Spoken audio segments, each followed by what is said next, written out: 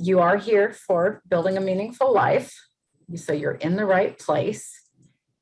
And this is part of a full series of workshops, a virtual transition series that we are doing together with, there we go, during the Whatcom County Health Department, who's our partner in this. And as I shared earlier, I'm Beverly Porter from the ARC of Whatcom County, and I'm joined this evening by James Corey from Washington Initiative for Supported Employment. And this is brought to you because Whatcom County Health Department has a developmental disability program that provides, as you are aware of, early intervention services and supported employment services that funding comes through, but also funding comes to the ARC of Whatcom County to provide support meetings, education, training, newsletters, all the ways we can think of to support families. And then as well, you can see the logo there for Washington Initiative for Supported Employment. So it's a collaborative.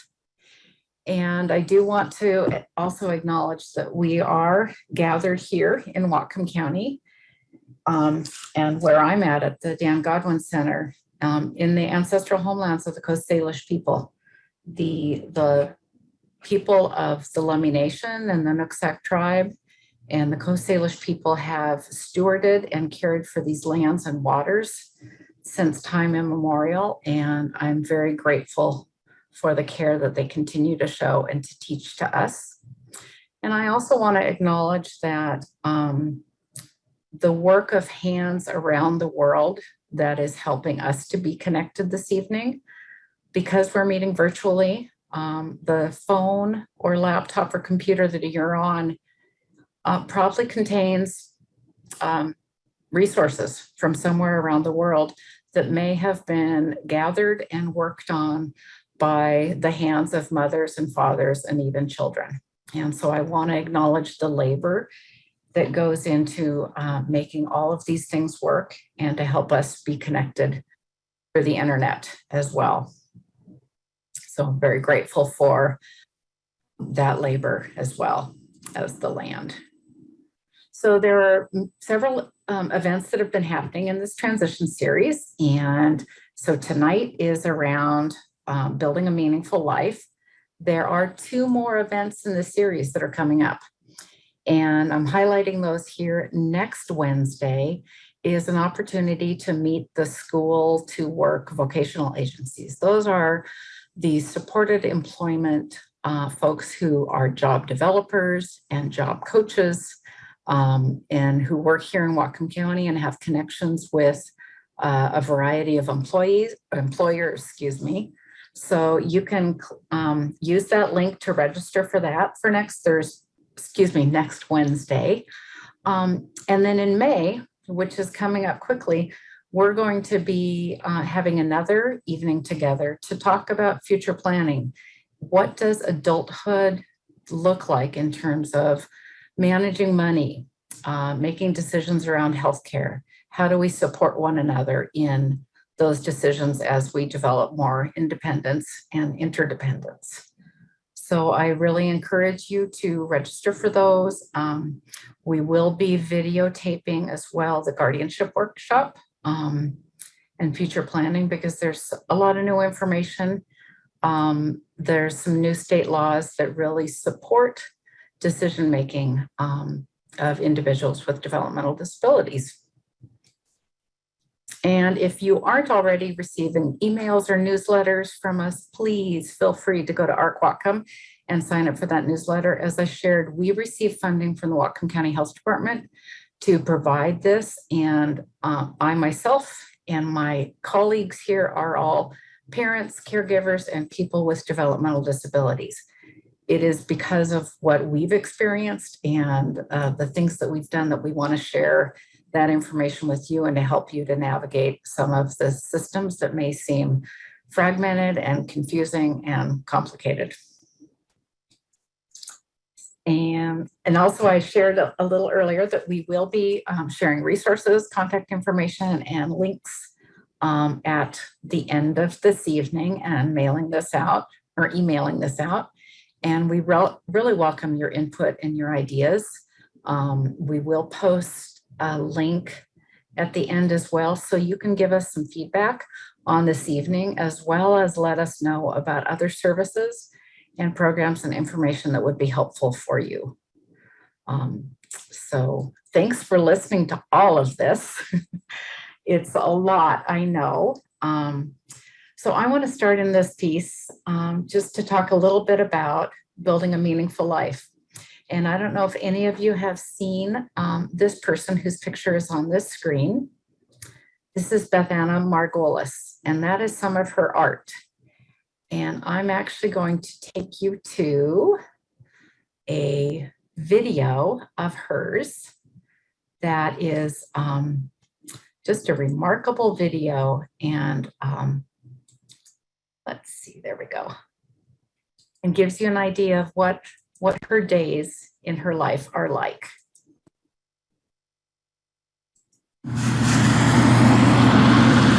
Sometimes she walks across the street from her apartment in Bellingham to the Hagen grocery store.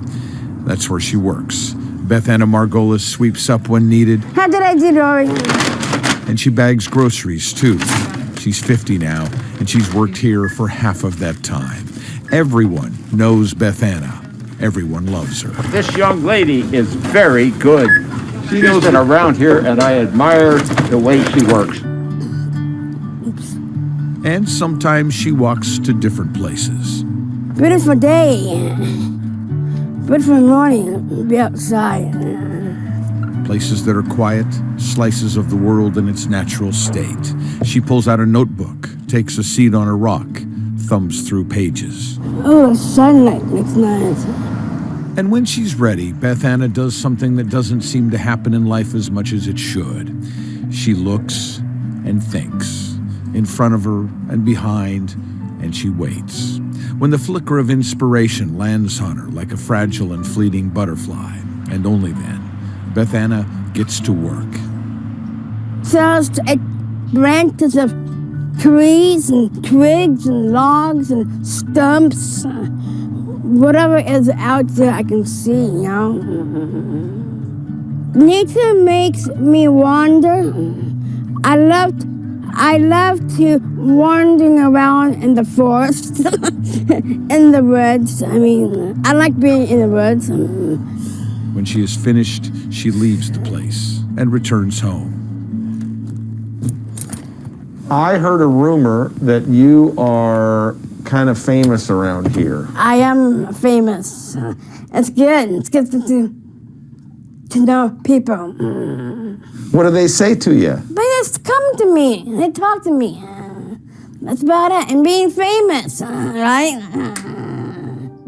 She talks about her mother in the present tense. She tells me I can be really strong person.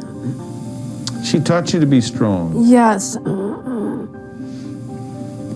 She proud of you? Really proud of me.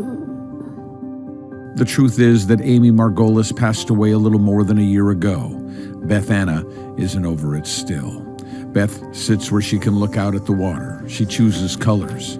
It's always all about the colors. I just love having the feeling of very deep and rich colors, rich paints, rich tones. And she returns to her project. I like to use my fingers shading around into other colors. All around are examples of Beth-Anna's artistic visions. Lori Riskin is her friend and advocate. She talks about Beth's work. It's everything. It's a reflection of who she is. When you see the beautiful colors and the designs that she's created, it's just a really beautiful reflection of Beth's spirit. And just look at what has happened. At the Gallery Cyree in Bellingham, they are showing Beth-Anna's work. Lots of it. Beth-Anna Margolis, paintings of my life. All of the colors, all of her dreams are here. This is the orange blossoms. Casey Curtis manages the gallery. It's been incredibly successful. This is oil pastel. It's just been very well received by the community. 2 oil pastels. Hence, we have like 22 pages filled out in the guest book, people writing her love letters. That's a fruit still life. We've sold close to 40 pieces of her original and prints. I am a celebrity. I can be both. I can be both. Celebrity and a TV star. Beth Anna's dad, Jeff, stops by, proud and thrilled. She's not the least bit imitative. Here, this piece I have done. You can see all the details of the leaves. That's the beauty of it. It's just innocent and uncorrupted. Back at home, Beth Anna puts the finishing touches on the latest reflection of the joy she feels. And then this amazing woman, so determined to go out into the world and breathe the air and look at natural things with fresh eyes and wonder, and to create, finds a place for it. And tomorrow, maybe she'll go out and do it all again.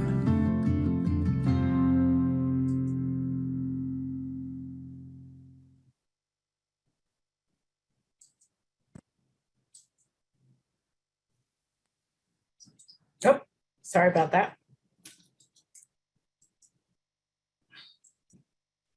That is so delightful for me. I love that.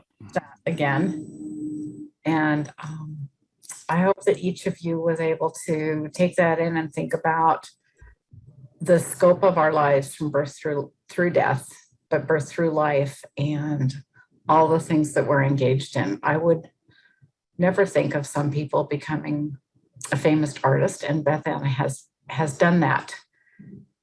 And in fact, there's a lot of ways that grown-ups can make art. We even look at coloring books for grown-ups. So when you think about building a meaningful life for yourself and with your family member, I know that there's ways that people with developmental disabilities can be dismissed or belittled in ways and not seen as grown-ups, seen as eternal children. And I want us to remember that age appropriate is making choices about your wants and your needs and your preferences. And that is always age appropriate. And it might be coloring books, but that's age appropriate. We have a lot of examples in Whatcom County here about people who have taken what could have been a hobby. And so here's a gentleman in the Whatcom Miniature Railway Museum. And I know that some people in the schools, maybe somebody with a developmental disability, we might ask them, oh, what's your special interest? Oh, it's miniature trains. Well, that's a hobby. It is an interest, and maybe it's not so special. It's fun and unique, and it brings them joy. Any adult, with or without a disability. There are people in Whatcom County who plan and make things for the Steampunk Festival that happens in Fairhaven. So you can see folks who have been making crafts, dressing up in ways and creating their costumes and actually getting paid to do that. The 2 women here at the bottom of the screen are the Good Time Girls. These are historical reenactors who take folks on tours of Bellingham and talk about the history of Fairhaven, Bellingham, and Whatcom as they came together into Bellingham. So they're making money. It's not just playing dress up and getting paid for it. They've done academic research and really immersed themselves in this idea. And this is some folks from Whatcom County who've gotten all dressed up and made up to go to a Seahawks game. And, if we told someone, oh, when you're grown up, you can't wear a crazy wig and funny beads and paint your face. Well, there's adults doing that, and they're sharing their interests around the Seahawks and around sports and are participating in all of those things with friends. One of the, I think, wonderful and most remarkable things that has happened in Whatcom County that's been really inclusive is this opportunity at the bottom. I don't know how well you can make it out, but this is a group of people dancing to Michael Jackson's Thriller.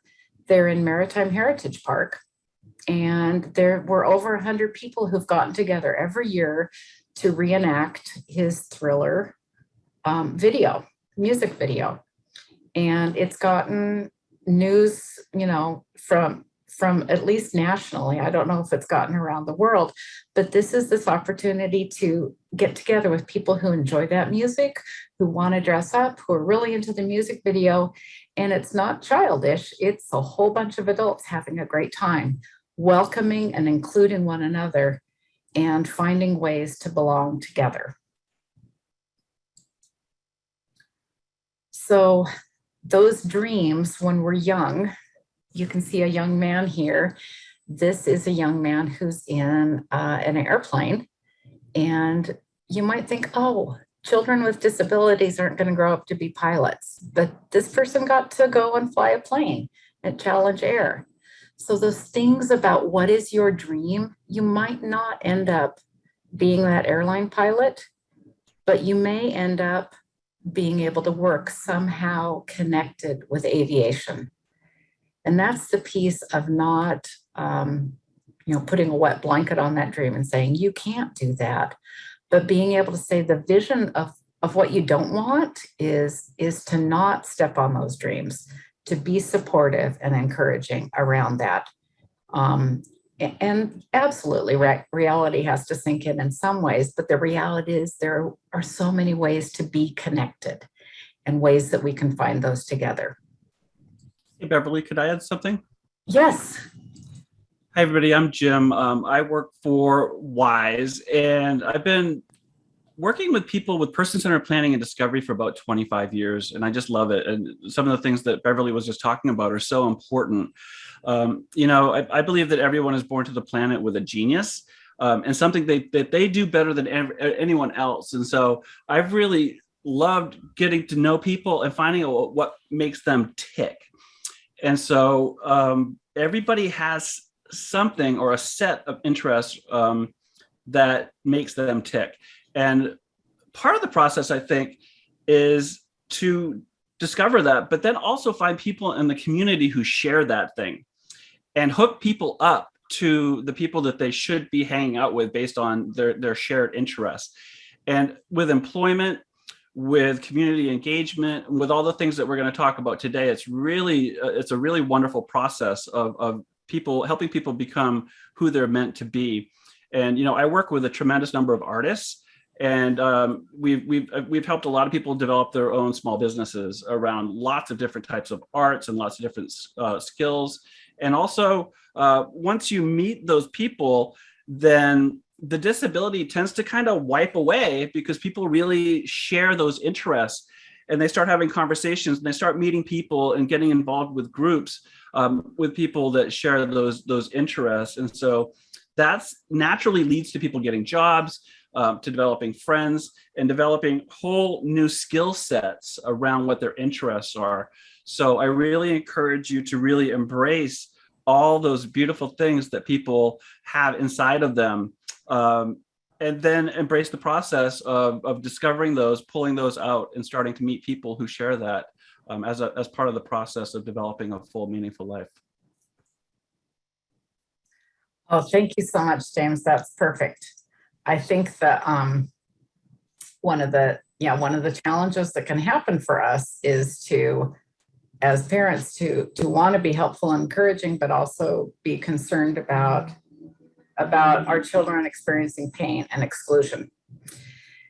And so that's where all the support and the encouragement that we can give to one another, and to do what we can to embrace that dream in ways and hold on to that vision of a future that has high expectations, that you can be encouraged, and we can really build small experiences that help prepare for the road ahead, whatever that road may look like. So I know when this information went out, some of you might have had the opportunity to make a request for the the Building a Meaningful Life guidebook that the county, that Amy and Jessica Lee at Whatcom County Health Department have. And we can also share that out with you as well. There's some really basic themes that run through all of this, and you can find them in that guidebook. But really being able to think across life domains, that when you're looking at one area of life and building time and energy and being able to expand on the passions and the energy, and as James said, those dreams that people have, sometimes the work in one particular domain really spills into others as well. And so I think you can continue to see this when we talk about what is daily life like, or what would employment look like when you're done with school, even volunteering and having routines.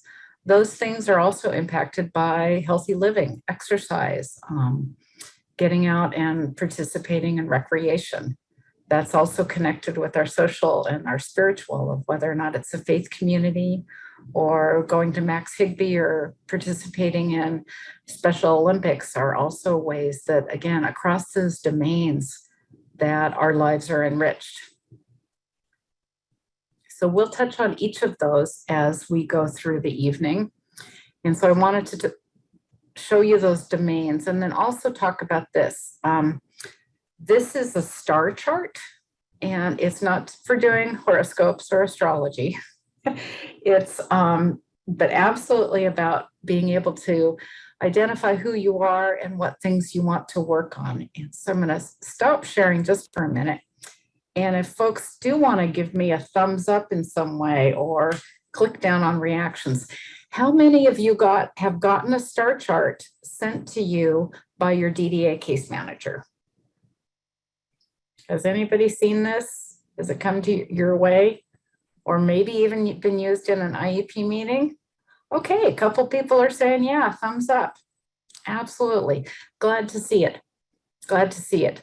There's a part of me that you can think, oh, it's this, silly little photocopy that's not that great that got sent to me, but it's a really useful tool. It's a really useful tool. And it's something that you can use in small and large ways to imagine what is that goal that you're working on, and that goes in the center of the star. And then we look at all of these areas around. What are the technology needs that would play into reaching that goal? Are there some assistive or adaptive technology, some apps that we can use on our phone? What are the skills and the strengths that this person has that are going to help them to reach the goal? Or what are ways that we can work on building those skills? The relationships are always going to be important. And that is, I think, one of the keys. And I really appreciate James talking about that support from families and supporting the dream. We continue to be our children's best advocates. And whether our children are in school or they've grown and they've exited school and are in adulthood, there's so many times that we end up being in that advocate role where we're challenging them and encouraging them and helping them through other steps in their lives. This bottom section on the right is very much around eligibility.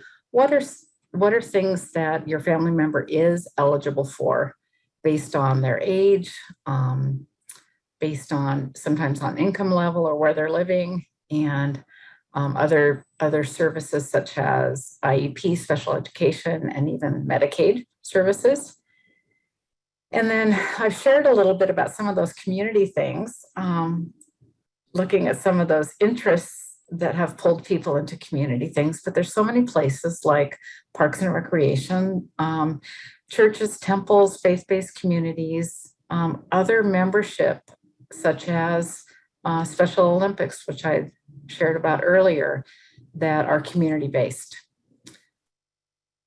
So these are all ways that we can continue to come back and sort of refresh and look again at what is that goal that we're working towards, and then who are the people in those relationships that can help us to achieve it, how do we look at those areas and determine some of those next steps and who else can be involved in this process?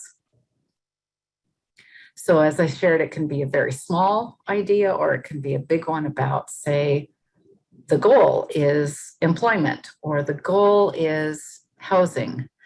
I do know a person in the community who set their whole plan up around housing and around wanting to not be living with mom and dad, but to be able to move into the community. And so these are some ways that you can go through these steps to try to build that plan and make those things happen in your life. And I know the writing's really small on that. As I shared, we will email this out. Those are just some ideas around people who can be involved in all of these ways. Hey, Beverly, there's a Yes. question in the chat. You want me to Oh, read it? thank you. Thank you so much. How do you encourage your soon-to-be adult child to have a more meaningful life when all suggestions out of her normal routine cause a meltdown due to anxiety of all the what ifs and what could go wrong? That is a great question. Oh, yeah. Because, yeah, things can go wrong. So part of this is that dignity of risk and being able to be in positions where you can make mistakes in big and small ways. And it sounds like she is really concerned about what could go wrong. So I'm going to stop sharing so I can see faces again too. That's where I would also recognize that we as parents are going to get pigeonholed by our kids. And sometimes it's the relationship that your family member has with other people where they may be able to be challenged and pushed and encouraged, and that it won't necessarily build that same sort of anxiety and fear. And so I would really think about what are her goals then? What is that person's goals? And then are there some other people who are involved in her life that are trusted folks, trusted people who have some other connections, and that then she can go and be a tentative 17 or 18-year-old with who's going to not let her, fall into the worst thing that can happen. But if there are some stumbles, there's safety and there's unconditional acceptance and understanding that that could happen. So that's where looking at that star chart could mean looking at, okay, I need to find other people who they can do these activities with. My son could not help at all with some of the yard work, but the neighbor hired him to rake leaves, and he was so darn good at raking leaves for somebody else than me.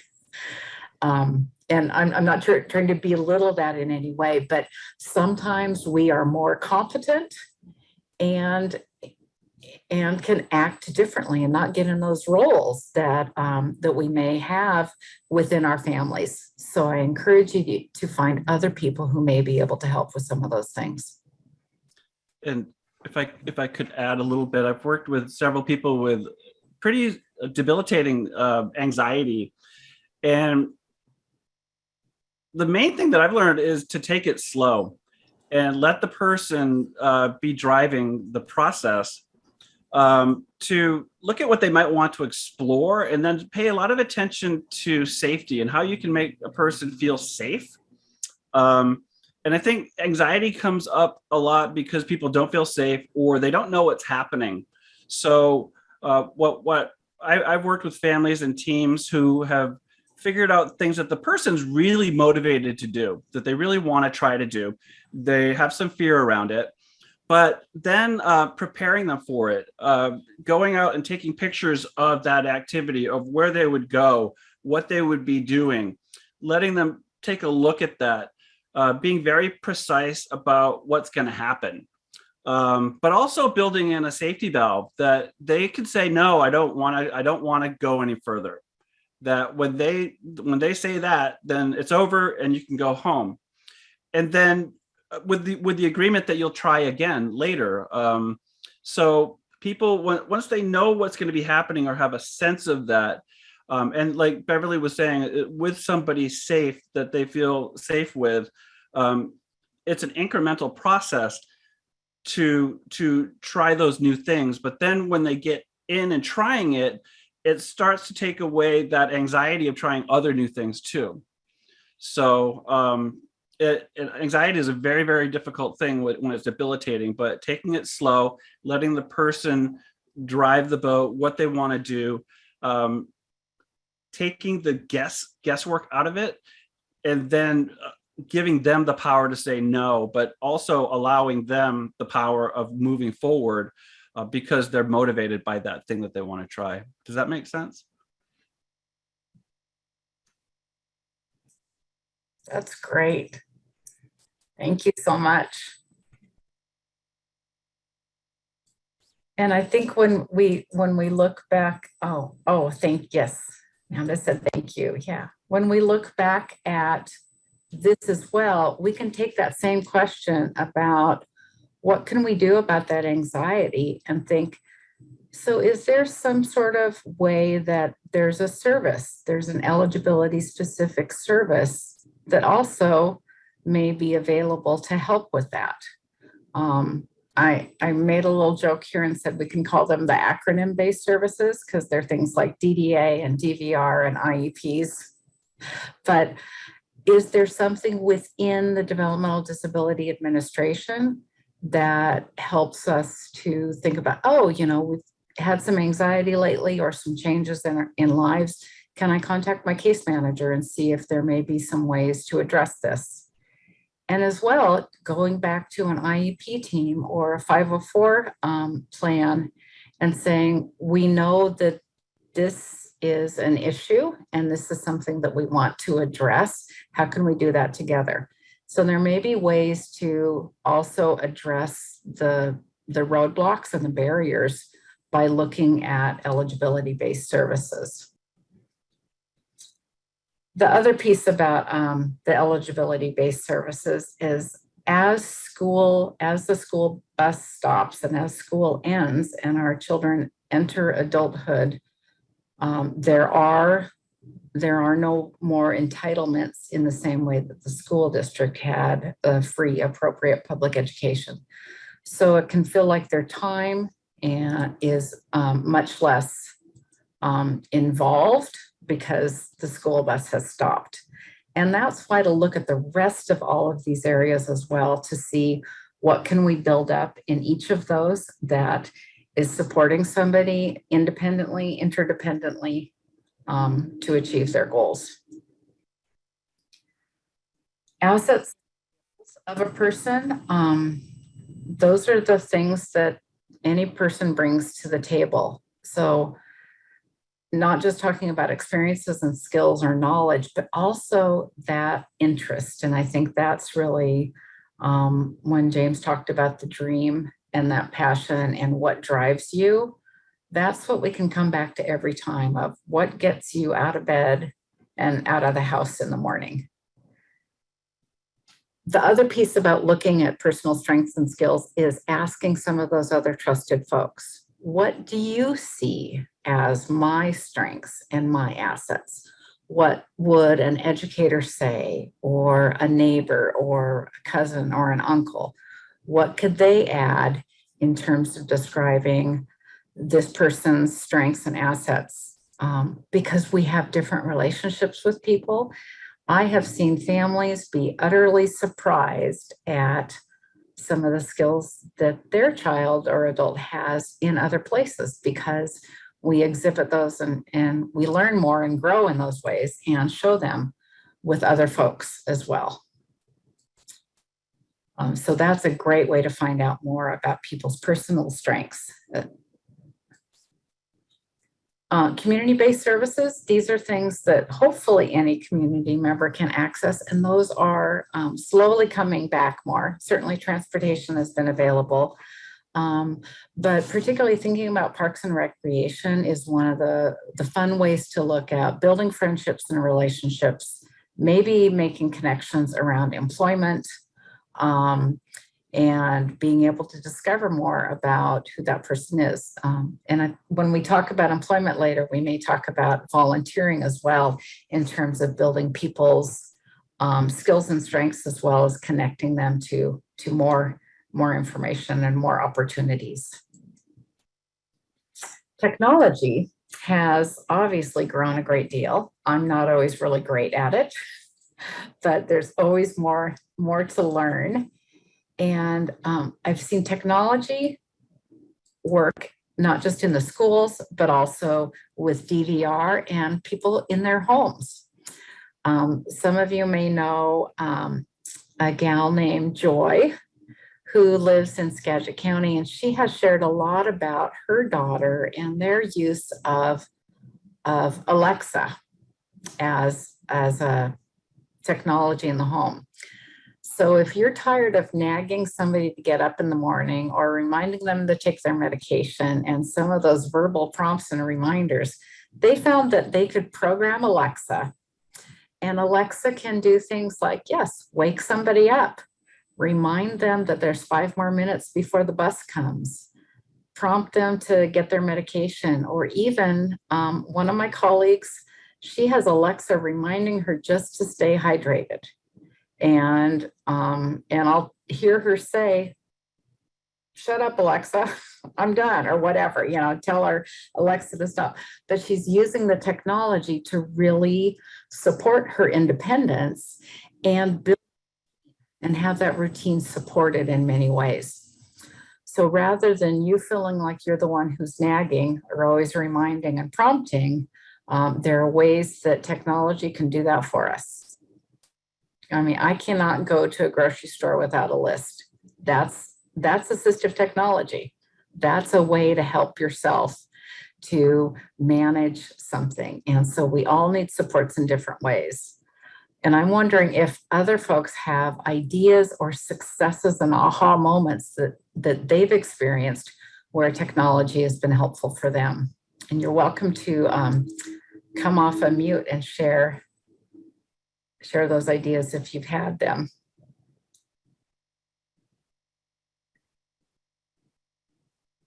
Exercise. Hi, Erica. I'm Elka. Elka, hello. I'm sorry. I use my Apple Watch to I close my rings to see on my Apple Watch. That's great. Healthy. Yeah.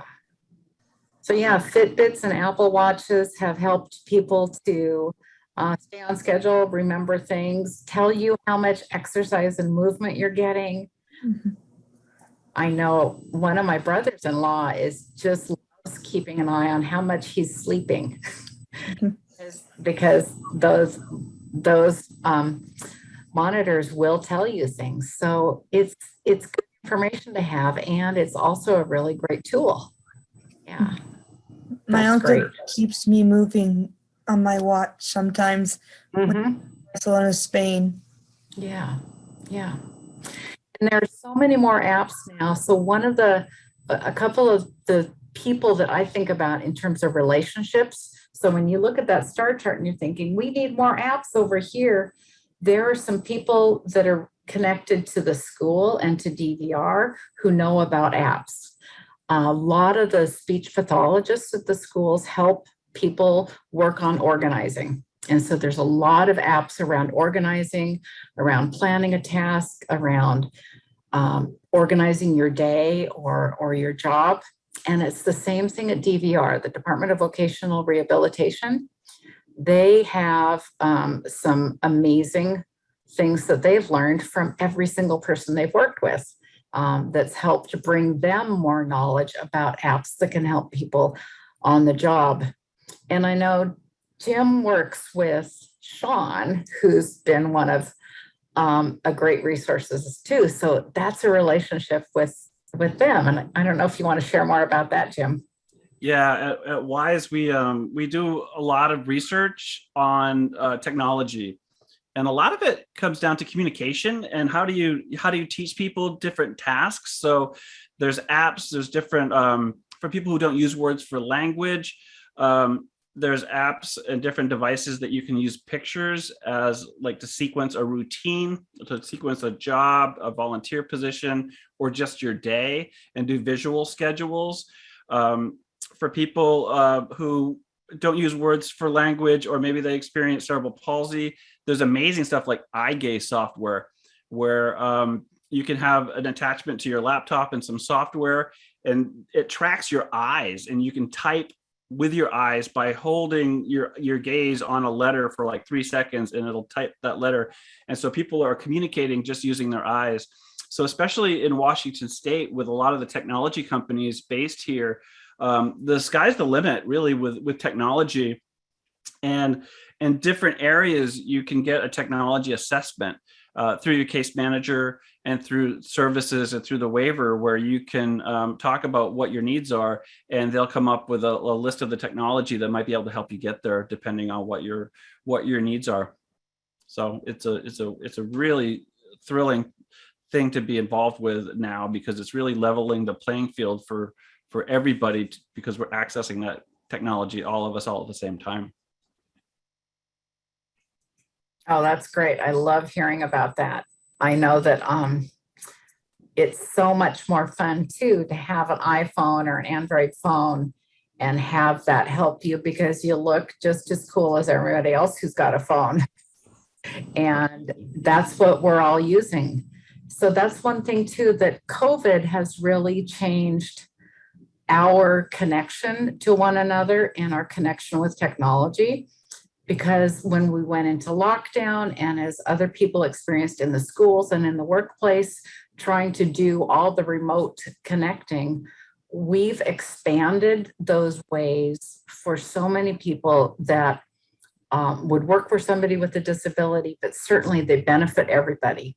And it's like, if it snowed a whole bunch and the janitor went out and shoveled off the ramp, not just the person with the wheelchair can get up the ramp, but everyone can get up the ramp. And if the janitor goes out and just shovels off the stairs, that only takes care of some folks. So what we've been able to achieve with all of this through COVID is some much easier access and connection for so many people. And there are things that we've all learned that I hope we can hold on to as well. Yeah, and another piece of it, Beverly, is with Developmental Disabilities Administration, the case managers, there's dedicated funds for technology. So people can actually purchase up, I think it's $550 that they can purchase technology that they need to either help them at home, in the community, or in a job. So if there's a piece of technology that you've got your eye on, you could get it paid for. Yep. Through the system. Yeah. So that piece about eligibility specific pieces, that is something that is available as a paid service. We actually just got a new electric toothbrush to try out, because we wanted to build some more independence with dental hygiene. So that was something that came through as technology to try to support my family member. So there can be some very surprising ways that these different areas work together to help somebody improving their lives as well. So this might be one of the biggest, scariest things to think about, is about community living and about housing. Where does somebody want to live as an adult? After they graduate, or as they move forward after graduate, what are supports that they may need? Are there some technology or modifications that would help them in their present home or in another home? And then as they're living in the community, how are they going to get around in the community as an adult? What are the ways that they're going to be able to access and connect in the community? I'm going to go back. Sorry. I was going to stop sharing for a minute and just say that I have a unique piece in that my husband and I are homeowners, and we have a large enough lot that we started saving money, and we bought a tiny home. And so my oldest, who's developmentally disabled, lives in their own home, just in our front yard. And they have privacy and dignity, and they get to have that independence and still have support. And I know that housing prices are horrible and that it's really challenging to think about what does housing look like. So everyone's going to be in different places. This is where my husband and I really thought about what values we have. And my oldest values quiet and peace. And when I would ask them where they want to go on vacation, they would name the street that we live on. So rather than moving into a house with other people, which would bother them and be disturbing, or living in an apartment, or say in federal housing, say a HUD housing apartment, we knew that that would not work for them. So understanding what would be miserable and understanding what would be comforting and helpful helped us to get to that point. And it took us 20 something years in terms of thinking about it. It wasn't an instant decision. So you may be in a place where you think about your child or your adult child and their preferences and needs and recognize, boy, they would really love to live in an apartment with some other girlfriends. There's ways to make that happen. And it can sound scary. And I've seen parents do that here in Whatcom County. So we will continue to have workshops and talk about housing and some of those options. But there's some really unique ways that people have worked to build that independence and find ways that their family member can live with support in the community. That can mean an adult family home. It could mean an apartment with other gals or guys with supported living. There's one gentleman who was able to get a home ownership choice voucher through the federal government. And I'm hopeful that more of those will come forward.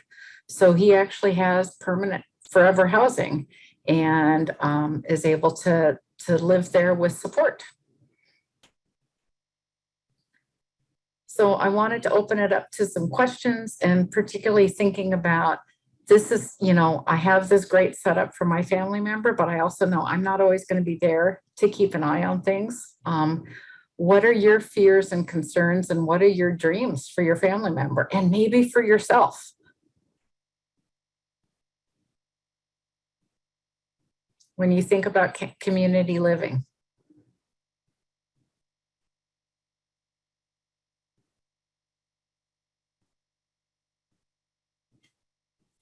And it could be that you don't want to speak to some of them too, and I understand that. I am really glad that that we live in the community where we know our neighbors and have connections, and that's another piece around safety that we can talk about as well. Okay, Jessica Lee raised their hand. Did you want to add something, Jessica? I was just going to say, maybe, so one of the things we talk about is that when people exit school, we want to think about what is that first day and that first week and that person's life going to look like. So maybe you guys could talk a little bit about how a family could think about building a day in a life or a week in the life of someone after they leave school, because that structure may not be there in the same way after someone exits school. Exactly. Yeah. Thanks, Jessica. Well, I will go back to these wonderful slides because they not just guide me, but they give me some ideas as well. And this picture actually is a caregiver with somebody that she supports. And so this is one of the ways that another family found support was with a paid service to get a caregiver that helps their family member get out in the community, as well as providing some of that safety and security for them.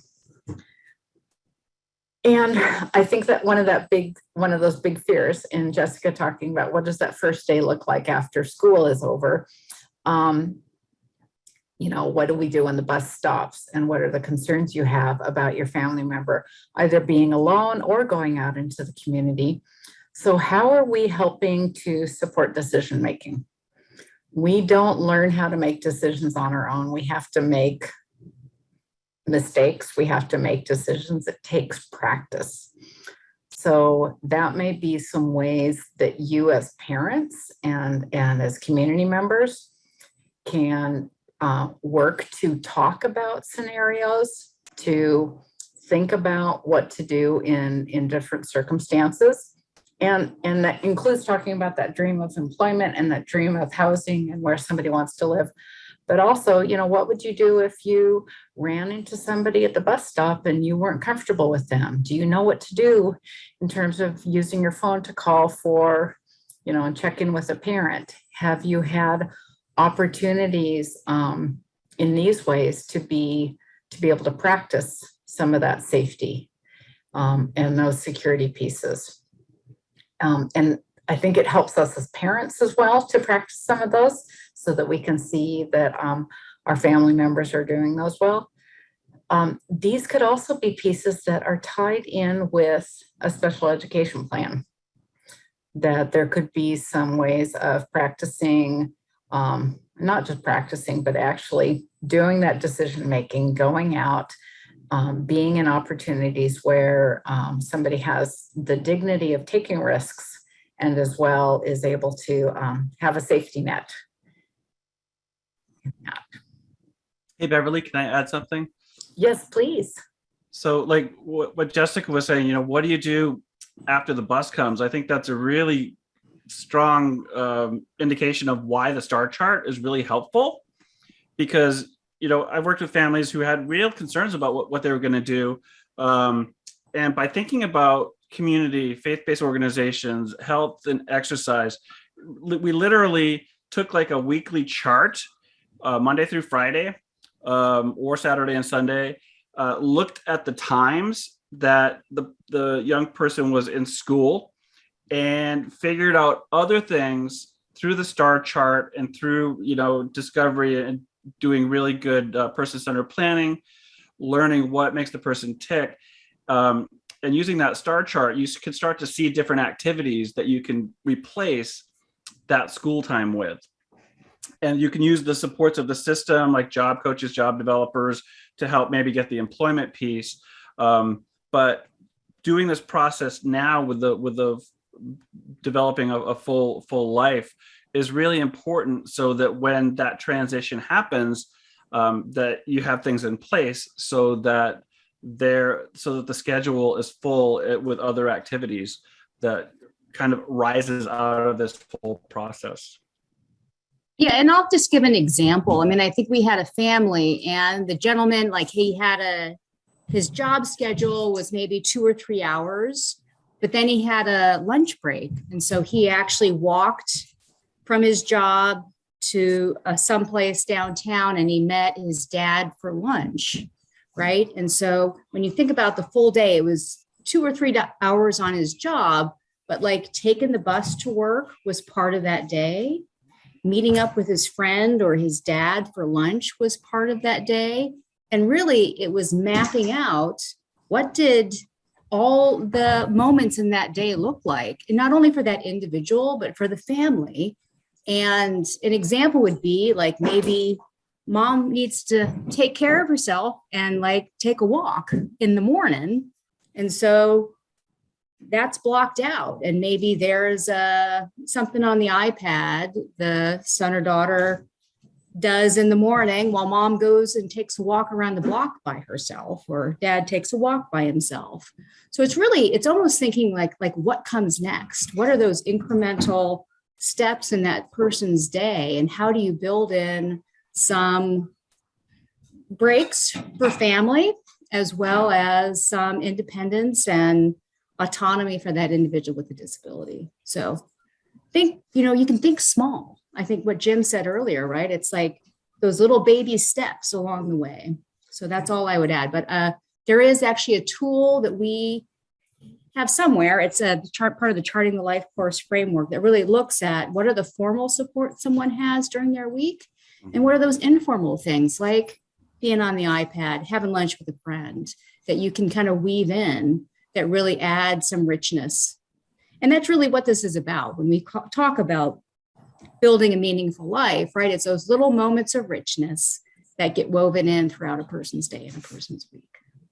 Yeah, another example. So I'm working with a guy now who loves churches and bingo. And so he mapped out all the churches within 10 miles of his house, and there's a ton of them. And then where they're playing bingo. And so he's made all these relationships at all these different churches now. And his whole week is going around helping out at different churches and going to play bingo. So he just had those two interests, but he has a whole community now that he connects with every week. So, you know, it really is, it depends on the person, what makes them tick, and finding others that share that. We have some comments here in the chat. How did you change, and I think this is for you, Beverly, how did you change expectations for your kid after graduation once they were an adult, if their plan is to stay living at home? Did you give them more responsibilities? Yes, we did. And you know, our family members are all different. And so we've tried to work out some responsibilities as sharing the property together, and kind of what their rental rights and responsibilities are is how I have kind of tried to couch that. And so there are bumps and starts along the way. And so there's some things that, you know, I think that other adults might do very well, and some things that my family member might not do that well. Part of what I try to remember, Amanda, and others, is that I look at Western and I think about college students who are leaving home and living in a dormitory or living in a house or apartment with others. And they might be sleeping late. They might be eating Fruit Loops cereal for breakfast every morning, and maybe even for dinner. They might be making some different choices about their lives that aren't wonderful or perfect, but they're choices, and there is some dignity in that. And some of that is choosing to not do some things too. I think it's not complying is sometimes a really difficult social skill. So there's still a balance with that, and it may always be challenging. So I think about what would other college students or what would other young adults be doing if they weren't somebody with a developmental disability. And then the other perspective I put on that is that we can all have had experienced our parents and their expectations of us. I can just share that my mom had this idea that I really should have a bigger house.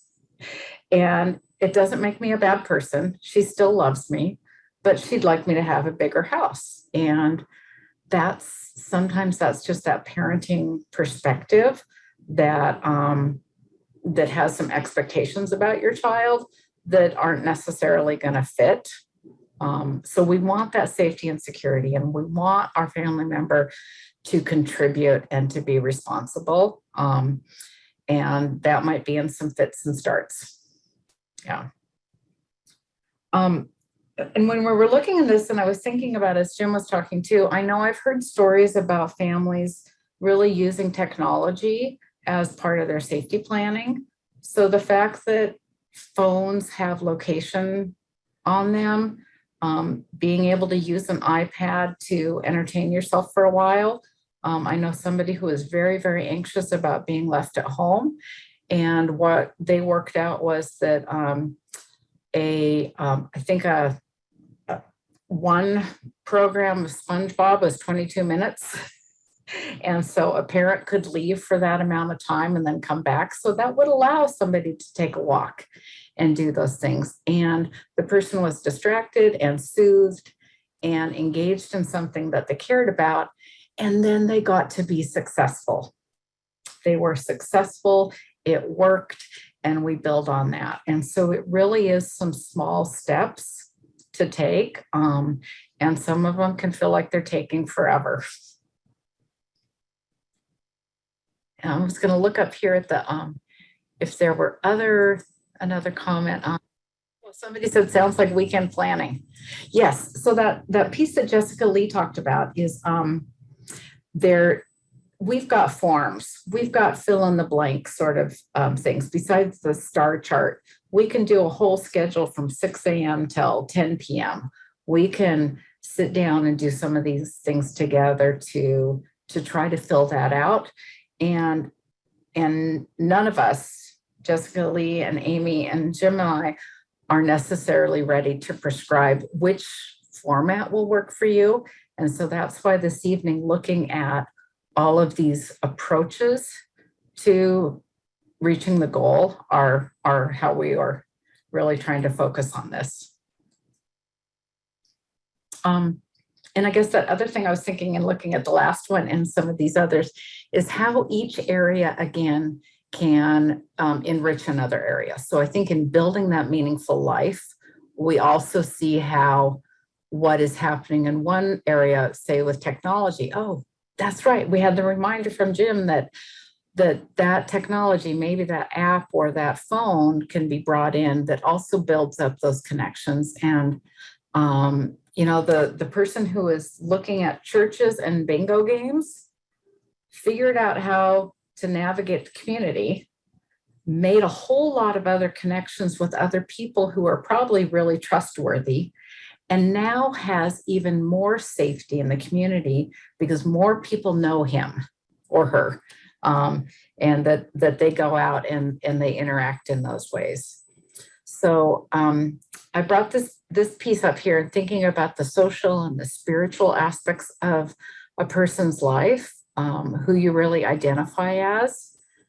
This is Todd, and some of you know Todd has been on the board of the ARC of Whatcom County. If you call the Bellingham outstation for DDA, he'll probably answer the phone. He's been working there for some time. And Todd has also been a peer mentor and a Special Olympics coach. So he is out and about in the community and knows so many people, knows so many athletes that he's part of what's helping other people feel safe, but it also helps him feel safe. His parents moved to another state, and so he doesn't have, you know, when you talk about like an emergency plan or what to do in case of disaster, Todd has built up all these other supports for himself socially that really have filled his life in some really, really meaningful ways. So as you think about your day, again, maybe you don't want to get up at 6 in the morning and go running, but there may be some activities to participate in that not only are health related or interest related, but also building those friendships. Are you talking with your family member about dating, about intimacy, and about boundaries? I know that many of the transition programs talk about this. And so that's an area to think, okay, we need to have some more conversations about it. And I'm going to ask the educators how they're approaching this as well, that you can rely on some other people within those realms. What are other people your age doing? What are you doing for fun that other people do? And then are there some ways to connect with those folks around that activity? Jim, you're sharing about the bingo. That's, you know, whether they were your age or not, it was in the same age range. It was certainly something that was fun and attractive to somebody to become more involved. Absolutely. We have a raised hand as well. Oh, Beverly, I'm not sure. Yeah, thank you. Okay, so Amanda, yes. I had to unmute myself first. So everything you guys are talking about is great, but how as a parent do you get to a point where you're not scared to death that your child will never return if they go out? Like, she has a history of running away in the past, and part of it I think is mommy PTSD, but just how do you get to a point where, okay, well, she's just turned 17, so a while, but that you're fine with them going out. Like the video was great that she can go walk on a nature trail and draw pictures and things like that. But I can't guarantee she would return, or she would space out and forget where she's supposed to return to. Like, how do you get to, and I know everyone's different, but how do you become okay with they're now an adult, but I'm still responsible for her if something happens? The letting go part piece, I don't know how to do that. Yeah. And I don't think it's magic and instantaneous. I think it's baby steps for us as adults too. Laura Jane just put in, I have multiple tracking devices on my kiddo. So there are things with a Fitbit and an iPhone or a iWatch and those other pieces that have the location part on them that can feel like that, you know, we have that other piece in place that's plan B, but I'd like to build some other ones in there. Let's work on navigating the community so that that person does know where they are. Let's think about travel training. WTA will come out to schools and do travel training and provide some coaching and support so that you can do that and not fail. And some ways that the WTA can help with that travel training. And again, building little pieces of success, because I'm still learning. We've had a joke around here today about something that I figured out around the plumbing. And I was like, okay, I'm 50. It took me that long to figure it out. So learning to navigate, thinking about maps and information that's on the phone. So using that technology. And it could be that you're building in some ways of thinking about, okay, let's look at the relationship realm. What do we know about this family member then being able to ride the bus and then go to that bingo hall or head over to that church for that particular thing? And we know that there's going to be another person at the other end. The buddy system is really effective. effective. It's that trusted piece. Yeah. And I'll tell you, there's a delightful story that a parent told several years ago about her daughter going to work. And she followed the bus into Bellingham and parked her car and peered around the corner to watch her daughter get off the bus and go into the workplace. We have fears and concerns, and those are legitimate. And it's not the first day of kindergarten anymore. It might be the first day of the job. And it's okay to try to build in some safety within that and also provide a bit of oversight. She didn't interfere, she didn't undermine, but she helped herself to be able to see that this is going to be successful. And Jessica, you had your hand up.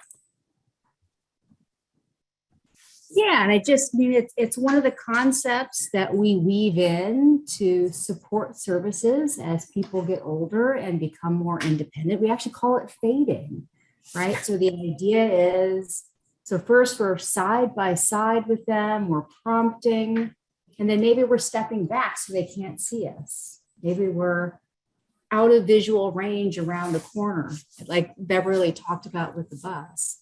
So it really is just the idea of you thinking about what are some of the potential steps that increase their independence. And sometimes it's being on site, but being out of eye line of your family member. And again, having some of those tracking systems, texting, have you gotten on the bus yet? What are the steps that you can think of that's specific to your family member that might be able to, it's about maximizing and increasing their independence so they feel successful and with whatever task that's occurring. And there's going to be risk. There's going to be fear. I'm not a parent, but everything I've heard from parents is that this is not just people who experience disabilities. My parents drove me to Virginia and dropped me off at a college and cried all the way home back to Maine. That's a different situation, but there is fear and anxiety around that. So acknowledging that and making a plan for it is really healthy. And I think that's where you can talk about that piece of what is the dream that we're working towards and what is the fear of what could happen. And do make some contingency plans around that and be able to address those, because it is realistic to know that there will be bumps. There will be some problems.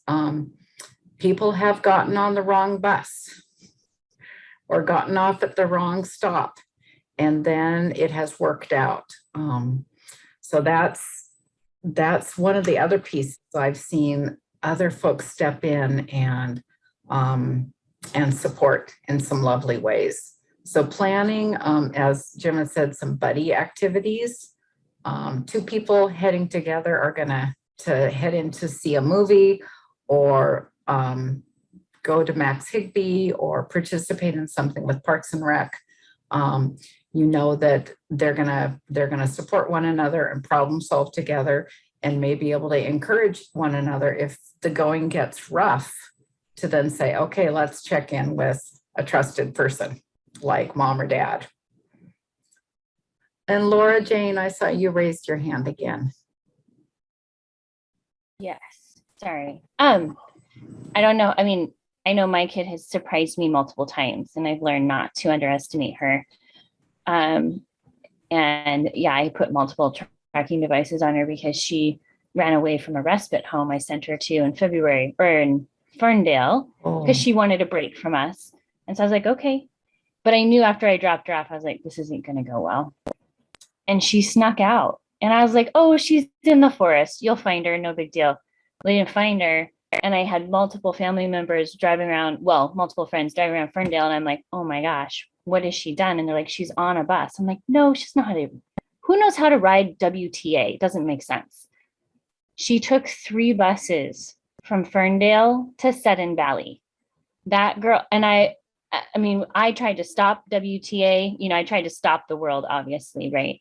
The cops were super impressed. They were like, no way. So I've learned to not underestimate my kid. I mean, this kid will walk from school to home if she's pissed. And I've walked her through all the bus lines, even though they still don't make sense to me. I'm like, I don't exactly know how you would make this connection to this connection, but so we've talked a lot about that. But I've had to put tracking devices on her because she'll just be like, I'm going to walk to Starbucks. I'm like, well, what's your plan? Do you have money? You know, I'll be talking to her on her phone now because we finally figured out technology. It took me forever to figure out how to turn the phone on and make it work. But it is, it's been fascinating to watch her because she is consistently inconsistent. So she can surprise me some days, and then some days I'm like, yeah, I figured that would happen. I don't know what she's gonna be like as an adult. We're only 16 right now. But it'll be fascinating to watch and see. She has agreed that she shouldn't probably get a driver's license because she has anger management problems. And I was like, that's probably wise for now. You know, I'm like, yeah, okay. But who knows? I don't know. I don't know. I guess encouraging other mamas and parents out there, like, our kids are fascinating creatures, and they are not in our lives they're in our lives on purpose. And we're in their lives on purpose, and they're going to change our world. I think I call them human changers because you have to adapt around them, and district changers as we're trying to change our school district. But yeah, I don't know. And it's scary. So we have an AirPod and an iPhone on her. Well, and this is so great, Laura Jane, because I think about going back to that star chart then, and then talking with our family member about their goal. You want to be independent and you want to head into work, or you want to go in and you want to see a movie at Regal. So let's talk about those steps and make sure that you're sure and you're confident about those. But let's also talk a little bit about if something goes wrong, what do we do? How do we support and to be able to help them process that? And I think they can do that some at school too. They're hearing from fellow students who have more and less kind of involvement or interaction or concerns as well. So they're getting a little bit of information in that way too. So I really like the idea of being able to have a conversation around the dream. How can we make this happen? And again, that goes back to that really, and Jim spoke of that beautifully of that interest and that drive that pulls you, the calling, whatever that is in your life of what she wants to participate in and do. And so what else can we put in place that helps to solidify that and prevent even some of those difficulties? And people fail, that's how we learn. That's how we grow to adulthood, is that we make mistakes. And so we don't want to rob people of that. I hate to say it, but the ability to fail or make mistakes or potentially even get hurt, because, that's how we all progressed to adulthood as well. So it's scary. Yeah, it is scary. I know that there was a day that my kid decided to walk over to visit his cousin and had all his sweatpants on and turtleneck and then a bathrobe on top. So was like, oh, I'm really glad sorry, that disappeared. My document messed up. I'm really glad I didn't know about it beforehand. He had his cell phone. He had a trusted person to go to. And nobody stopped him along the way and said, why are you wearing a bathrobe? So that could have failed, and it didn't. He had the dignity of making that risk and having it not fall apart too badly. So I'm having difficulty with my document there. So I'm going to close that again and see if I can make this work. My apologies. Sorry about that.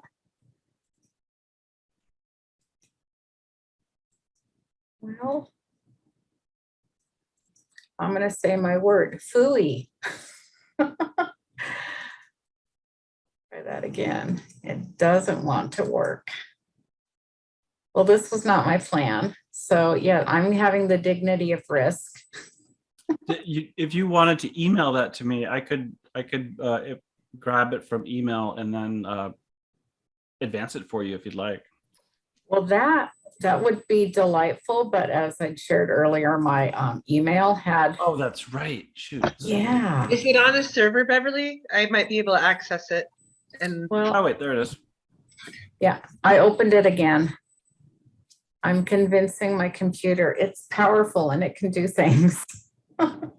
Thanks for offering options and ideas there too. So, all right. So healthy living, safety certainly plays a role in that. And when I look at healthy living and think about some of the things that we're building into somebody's life and somebody's day, this is one of the ways that I think you can fill a lot more time in somebody's schedule.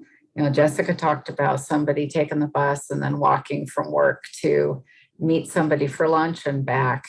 Even just those opportunities to walk around in your neighborhood or to go to the Y and work out. There's some exercise clubs and opportunities with other people to do that not only are challenging somebody to maintain and improve their health, but also building up some friendships and other relationships. So I know that some of the school districts have been more involved with Special Olympics. Nooksack Valley Schools used to come in and do some things in Bellingham of go and work out at one of the private gyms, and so have some opportunities to participate in the community in ways that were supported. And so I'm wondering if people have some examples of ways that you've used healthy living to connect to others, to build relationships, and to find some new ways to be safe in the community as well.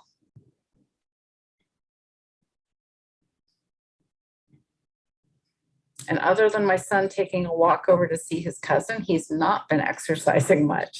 So we try to get outside and do some little walks. And that does take some encouragement, but it's very helpful. I just read an article, Beverly, that the only way to make exercise stick is if the person really enjoys that exercise.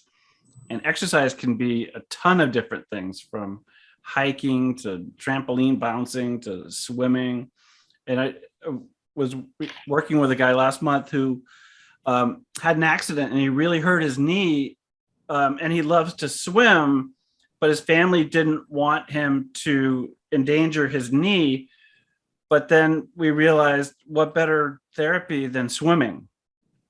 Because there's no pressure on the knee and he could go movement. So they talked to his physical therapist, and boom, he's back swimming and he loves it. And he's strengthening his knee through that process. So, yeah. That's great. And again, that's that example of using an eligible service like Medicaid and working with your health providers to try to build up your skills and your health in another area. So it's the relationships, it's the pieces that come together for that. Yeah. And that other piece about going and working out with other adults, I think particularly a lot of folks go to the Y, and there's a lot of interaction that happens there too, and it's a really safe place. Again, you can see that other adults are having fun and pushing themselves, and really promoting health in that way. Max Higby has a hiking club. There have even been, different parks and recreation activities that have been fun and unusual. There's a swing dance group on Tuesday nights at the Leopold. And so they teach lessons beforehand, and then you can learn a little bit more about swing dance and dance with folks. That's absolutely a great social activity.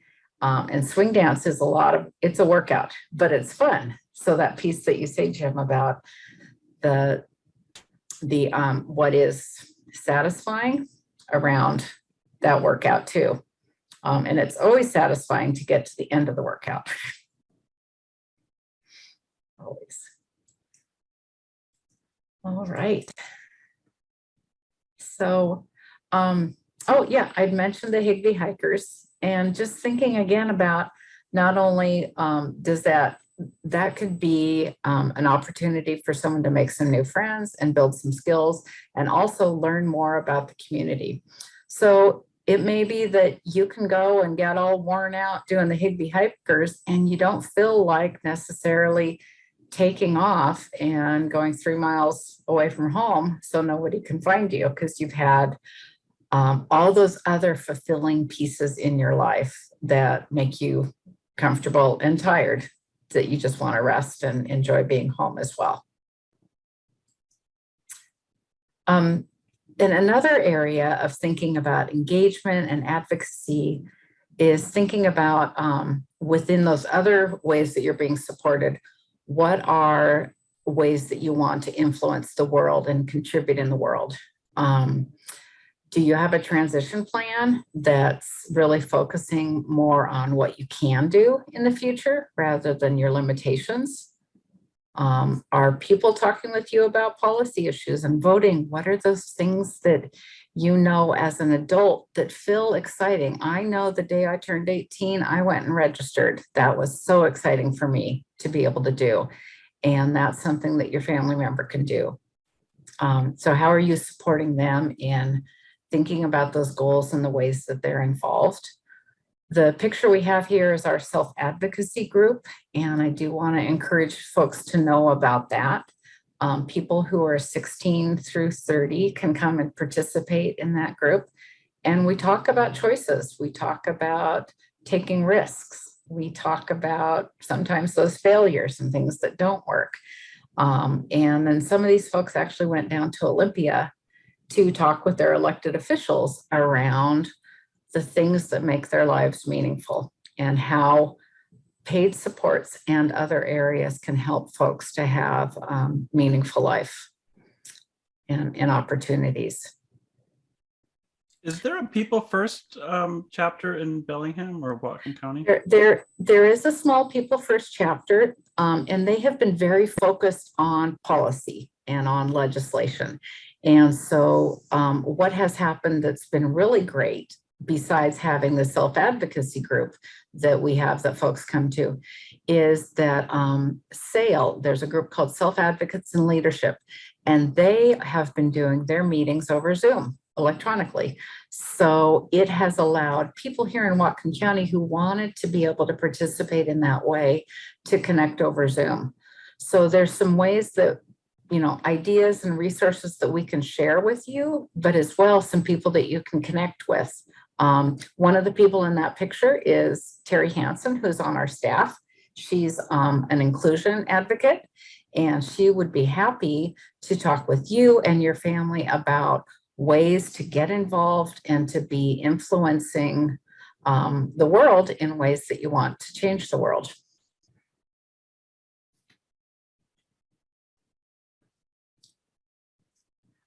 There are opportunity. Oh, thank you so much, Jim, for putting that there too.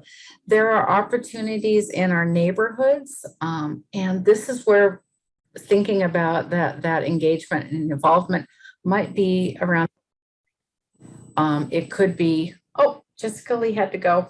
Oh, it could be that volunteering at a school. Some folks have volunteered in their local schools to be, because it's a safe place. You know, you kind of know the way around. You understand the structure, and that you can help other students. And volunteering with the Humane Society, with animals, volunteering with meals to folks who are homeless, who are experiencing homelessness. There's a lot of different ways to be involved in the community, and then you're gaining skills, maybe making connections around employment and learning more. So that's one of the ways that I know people have really felt powerful to be able to do.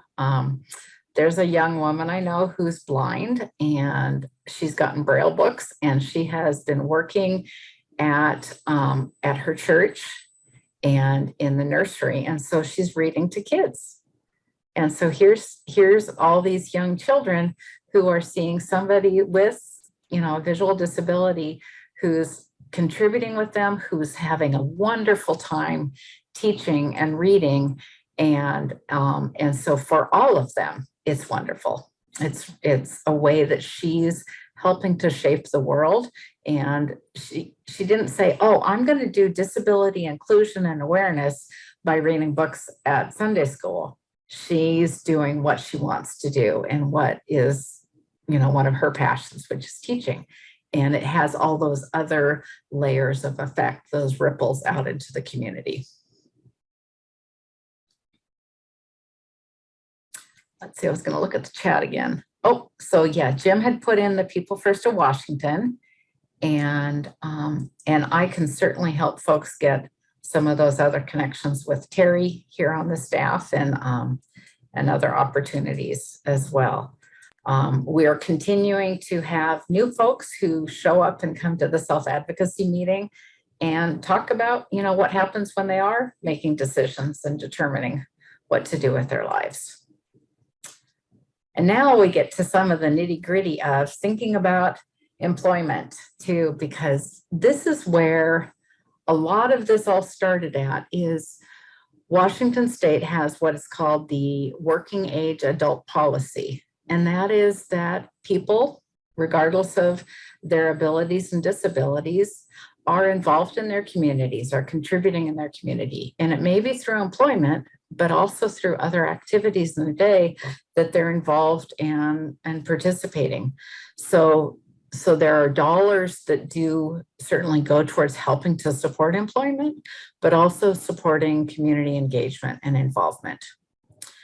So thinking about that job that somebody would like to do and like to try, this is really that time when you're still in school to be able to do some job shadowing and try as many jobs as you can to see what do you like and what do you not like. You know, do you want to be in a place where there's a lot of people and you get to interact a lot?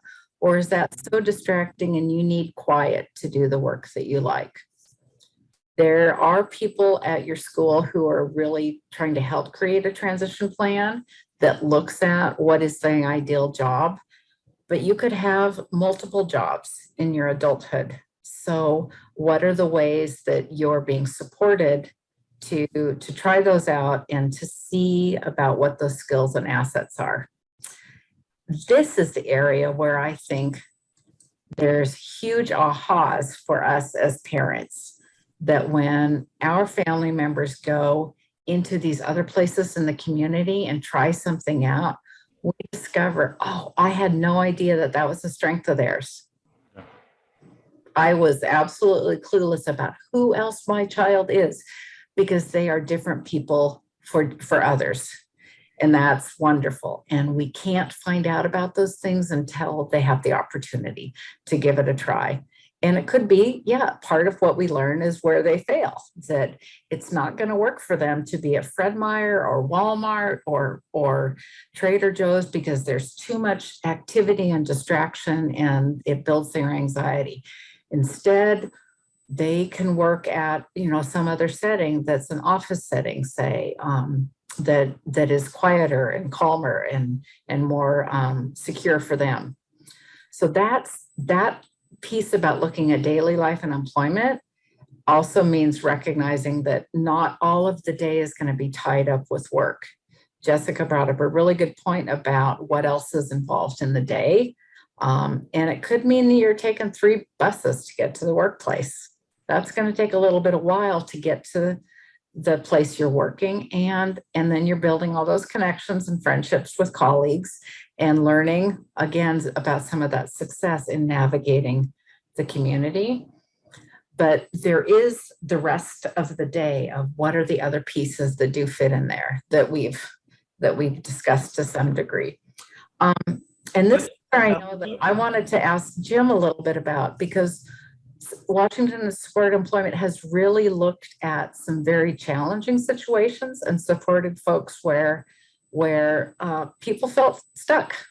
Yeah, a lot. I think a job is great for the paycheck, but the fundamental thing we're talking about is contribution and people having valuable social roles. And I think, with a job that they're performing a valuable social role and they're contributing. So what we always encourage people to do, again, is to find out, the interest clusters, what makes them tick, find the people in the community who also share that.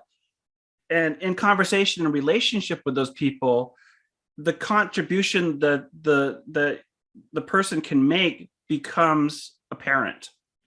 That once they get in with their peeps, then you start to see how they can contribute with those people. And a lot of times that leads to a job. Now, one thing I've seen with schools, that very often they'll set up 4 or 5 work site assessments, which they cycle everybody through. And I think that that's good to a degree to test out what kind of jobs people might like. But as much as possible in the schools, I would advocate that people really take a close look at who the student is and customize the opportunities that they have to go try different things, because it has to be customized to fit all the support needs, the sensory needs, the environmental needs, the safety concerns, what the person is capable of doing, what their contribution can be. It has to be customized to work. So you can't fit, a square peg into a round hole. When you get to the adult service system, it's imperative that you advocate for not cycling through predetermined work assessments or job shadowing. It's fine if you want to try that, but you really want to advocate for customized employment, which is really looking at the person and, again, finding out what makes them tick. Where does that exist in the community? Connect with those people. And then you really start to see where employment, where volunteering, we're just hanging out with new friends is going to happen, and how people can contribute in the way that they naturally would contribute, if they had a disability, if they didn't even have a disability, because that's kind of the process that we all go through. And that piece about contribution is so big. I know from seeing customized employment for other folks, there was somebody who went into an office building just 1 day a week to water plants. And no one else was able to spend the time on that. It was just a task that was pulled out from other office workers, and it probably happens in a lot of places. And not only does that person appreciate being able to go and keep the plants alive, but then all the people there who work in that place are also really enjoying that, the customers and the public that come in, and you are a part of a bigger system. So even that small thing of watering plants is can be so important and help somebody to recognize their contribution and their value in the community. So I brought this page in from the WISE website because this is something that you could, again, start like with the star chart. See yourself working, be able to put your name into this and maybe even put a picture in the middle and think, okay, where do I want to work? What's my dream job? What do I want to do when I'm there? What else, happens with all of that? How am I going to get to work? What are the things that I'm going to keep learning and working on? Because we all are lifetime learners. We're all gaining skills. And many of us did not start working in one job at age 21 and stay in that until age 67. People change jobs and learn more. I also wonder, Jim, if you've seen some growth that people have gone through when they've been working in one job and learned more about themselves and what they like and don't like, and then were able to discover other ways that they wanted to be employed and be involved. Yeah, lots of examples. We look at career development with a lot of folks, recognizing that none of us start with the skills that we need to have jobs. And unfortunately, with people with disabilities, often we require that they have the skills in order to get the job. But when in reality, we develop those skills on the job. So I know a lady who, her parents said, she can't really do much. And when we started digging into it, she ended up showing interest in custom embroidery items. And so her mom bought like a kind of a very non-professional embroidery machine for Christmas. And she started working on it, and she really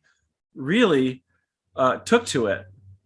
And so flash forward a year, they ended up getting her a job in a custom embroidery shop, and she was running the whole machine.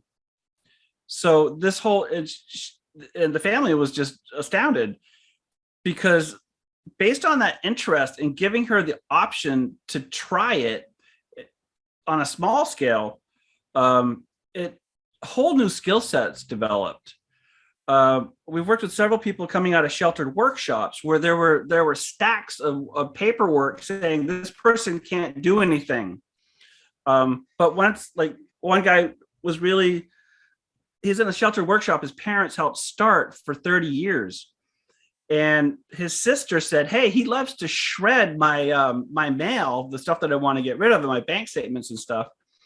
So they went to her condo association and found out that he would do that for 5 hours a day. And he did about 6 months of work in about 6 weeks.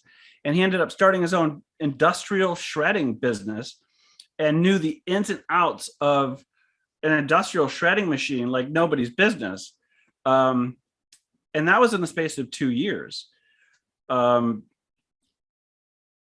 also with people who have communication, who don't have communication devices, once you allow a person a way to communicate, whether it's through technology or picture boards or however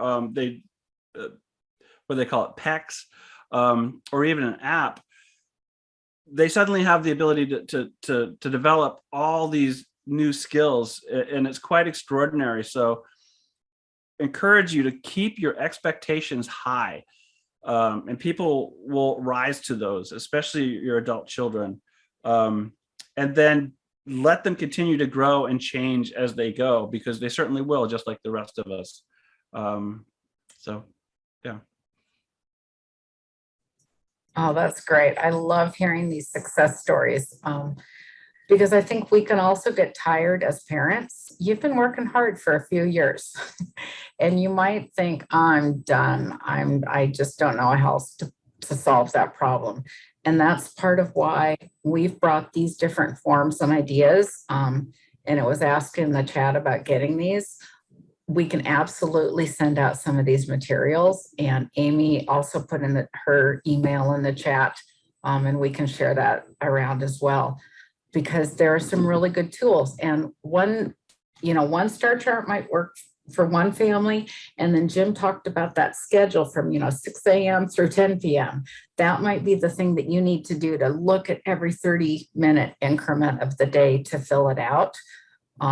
So this is part of what is a boost and a step for us as families and as parents to be able to use some of this and think about it again from different views and from different perspectives, to come up with some fresh ideas, to think of new relationships and ways to connect with others. Because the other piece, besides going to a volunteer job or going to a paid job and contributing, we want to contribute in the community as well. And those other people who know our family members want to. They may have, hopefully, good ideas on what can happen. And one of the challenges with education systems is there is some segregation. Your family member may not have had all those interactions in the hallway with typical students, so that they know that Samantha's dad works at Western and has a connection with their document shredding department, or the neighbor Robert is working at Peace Health and he's involved in their central services where they have an autoclave and they sterilize things and put together packets of stuff for all the patients, where you don't have to provide patient care, but you have to understand these other things and work in that. So our family members have missed out on some of those connections. And that's why formalizing this in a way and thinking, okay, who do we know, or who do we know who could connect to that realm in some way to build that bridge, because that's, without those relationships, that's also really a challenging piece. Yeah, and another piece here too, I've found over time, maybe you've experienced this too, all of you here, is that when you're doing this planning for your adult child, it leaves a hole in your own life, or it changes the dynamic of the family. So often I'll work with parents to figure out what their plan is. What are they going to do that's fun, healthy, spiritual? How are they going to connect too? And what I found is that when you do this along with your adult child, it supports everybody to have a richer, fuller life. So don't think about yourself, because it changes the dynamic within the family, with one family member changing their life. So allow yourself to go further down your path. At the same time, you're encouraging all your family members to do that, and that really is powerful when that happens. And I think it's really empowering and encouraging for our children to see us grow as adults, to see us challenge ourselves, or take on a new interest, or take the time for that other thing that we really love and want to do. And they can see the joy that we're building in our lives as well. I had a very funny incident with my kids one day, where when they were younger and they said they wanted to play house. And I was a little worried about that. I didn't know what that was going to look like. So we were outside and I went and tried to listen in while I looked like I was weeding. And the discussion started in terms of someone had just come home from work. We were all going to have dinner, and who was staying home with the kids because the other parent was going to volunteer. And that's what my kids heard about their parents, that we volunteered in different places in the community, and that was playing house. And I didn't know that that's what I had taught my kids at that point. But when you take up knitting or follow up on that, I want to run the marathon, or I'm going to go to that walking group at Runner's World, or whatever Fairhaven Runners, or whatever that other piece is, the kids are inspired to see that you're challenging and working on your own things too. So I love that, Jim, of kind of doing that dual planning. That's great. Well, I know we're getting near the end of our evening, and I want to make sure that we cover a lot of things. We've talked about some of those community connections, and I bring these up again because these are ways that there's some safety and some structure built in that can feed into all those areas of relationships and skills, of connections, and maybe even learning more about services. Families who connect at Special Olympics learn a little bit more about what else is available for them. This is our self-advocacy group meeting together one day and bringing in a guest who did a dance class for everybody. So there are ways that all of these things can again build out those other areas of your life. I know you're familiar with Max Higbee Center and recreation programs that they have. And so again, those are building there's respite involved in that. There's certainly a lot of fun and recreation. And you might have heard of Out of the Ashes, the music program. So this is, I think it's every Tuesdays at Green's Corner, and they have started up again. So people with developmental disabilities. I'm glad they started up again. Yeah, they can jump in and spend some time making music and having I think part of that fun is that you don't have to stand in front of everybody all alone and be at a recital, but there's already this safety in numbers and the confidence that grows in that. And then the other folks who come and see folks performing, there's nothing more fun for me than watching other people who are having joy. And I think that happens for a lot of folks in the community to be able to see that. So that builds those relationships and that successful connection as well. So relationships are a key in all of this. You are going to continue to be such an advocate for your family member, but helping to support and build friendships and be able to even look at new relationships with folks, whether it's colleagues and coworkers or neighbors or other activities that somebody's connecting with. Those can all feed into as well building up those other parts of your life. Got a picture of Michelle here. Michelle and her dad built that bike together. And so that whole piece of, mom and dad are caring for you and they're providing some of that support every day, and some of the, even the financial pieces of helping find the bike parts.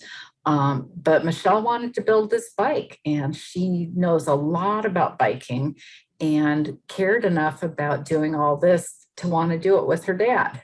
So there's that piece of reciprocity that is really important. And I think Jim spoke to that about contribution and value. So I think remembering that the relationships that your family member has, that people are caring about them in these ways of sharing love and affection and creating memories, but also really knowing somebody's interests, their traditions and cultures. And so knowing that you can trust in those people. But besides that, of folks caring about us, we're being cared for. And this does go both ways. We can look at that piece around the eligibility of what are some of those DDA personal care services or help with meals or things like that. But there are other folks who can step in and and we can also help to build their skills and their abilities in being able to meet some of those needs.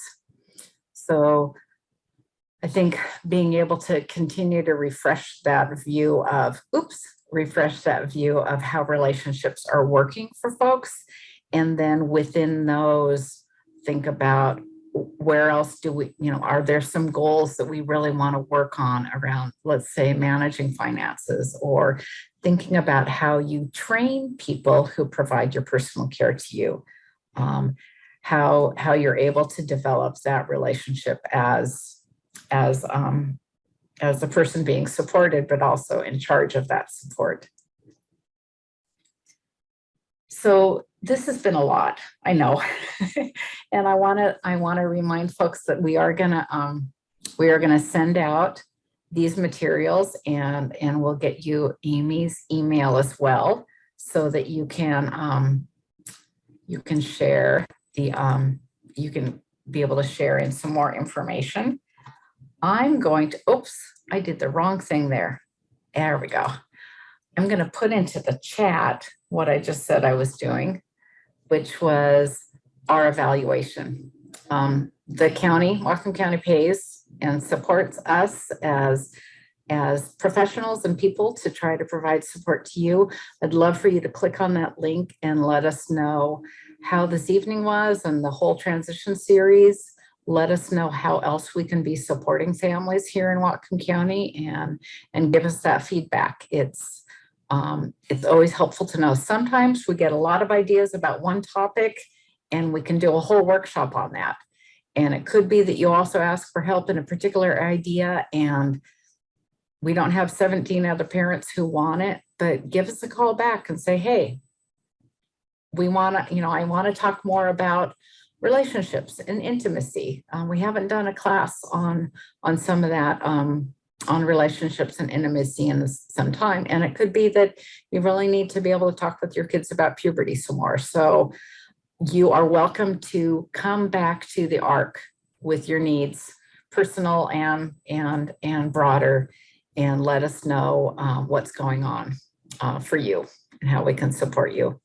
I really want to thank Jim for all the great stories and perspective and adding so much depth to this. I really appreciate you being here this evening.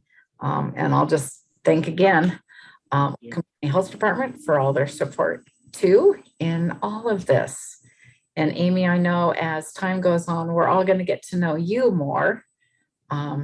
Just a little introduction. Amy is the transition coordinator for Whatcom County.